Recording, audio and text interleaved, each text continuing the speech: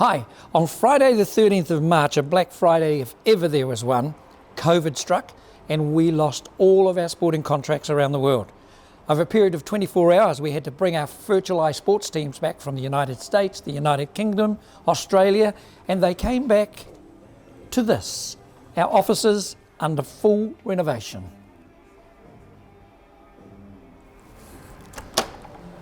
So, for the past 4 months, this storeroom at the back of our offices has been the home of our virtualised sports team, and they've done a great deal of magic. And if you just come around here, I mean, you could be forgiven for thinking they're just playing games, but we just won a contract with NFL that we'll be doing from these offices in 3 weeks' time.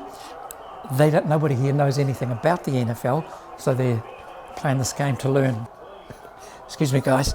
Now, one of the problems we recognised quite early was what would happen if COVID meant the borders were closed, the sport started again, and we couldn't get back to the sports because our borders were closed, the other countries' borders were closed, or it was just too dangerous to travel. Well, this is the answer.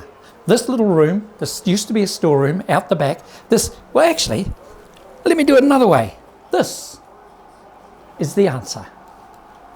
Meanwhile, golf's PGA Tour officially kicked off this morning, watched closely by Dunedin's Animation Research, who for the first time produced the tour's graphics live from their office 12,000 kilometres away from the action.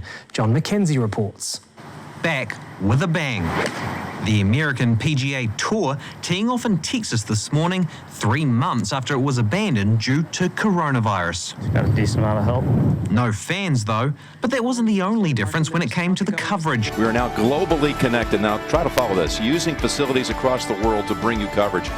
In Orlando at the Golf Channel headquarters are Sir Nick, Ian, and Frank. Socially distant, I might add, and the AP studio dedicated to Arnold Palmer. In Stamford, Connecticut, mobile production trucks are connected to our facilities here in Fort Worth. Across the country in Burbank, another production studio is remotely supplying scoring graphics, top tracer cameras, and other technology. And down the 5 is Amanda following all the storylines this weekend.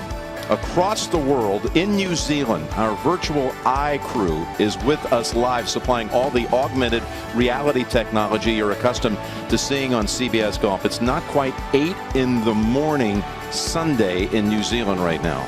A long way south of Texas, holed up in a Dunedin workshop, the crew doing the graphics live, something Ian Taylor's team at Animation Research had to create themselves, with international travel not an option. Having the talkback panel here makes us feel like we're on site, so it feels like we're actually just sitting another truck on the TV compound. Everything about the setup has a Kiwi touch.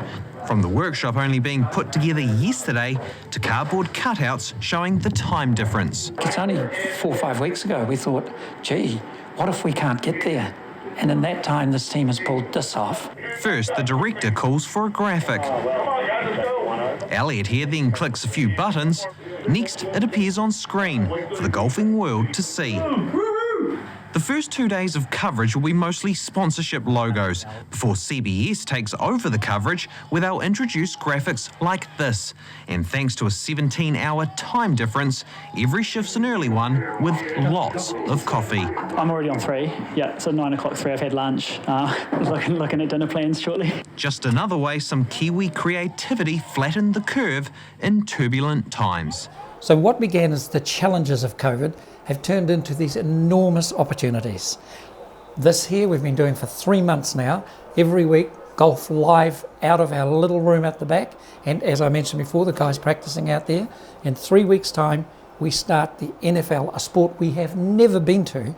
We start that live from this little room, this little closet out the back of our offices.